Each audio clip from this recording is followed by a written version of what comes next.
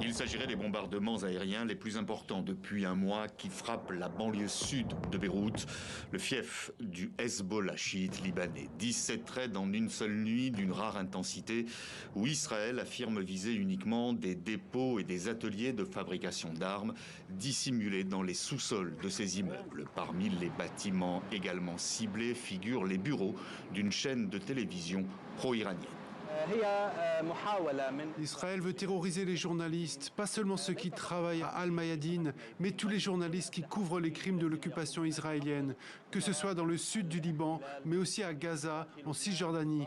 Les exemples de journalistes visés sont nombreux.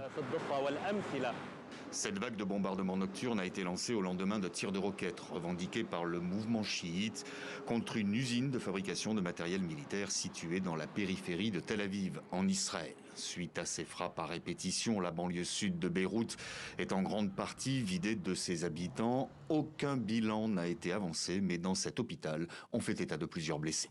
Nous sommes l'un des hôpitaux qui a accueilli de nombreux patients blessés, surtout compte tenu de notre emplacement. Une explosion à proximité a endommagé l'hôpital, nous obligeant à déplacer les patients vers d'autres établissements avec l'aide de la Croix-Rouge libanaise. Un mois de guerre entre Israël et le Hezbollah chiite libanais aurait fait plus de 2500 morts et plus d'1 million de déplacés. En riposte, le mouvement pro-iranien affirme avoir tiré ce jeudi une salve de roquettes sur 2 villes situées dans le nord d'Israël. Bilan au moins 3 blessés et des dégâts provoqués par les débris des projectiles interceptés en plein ciel.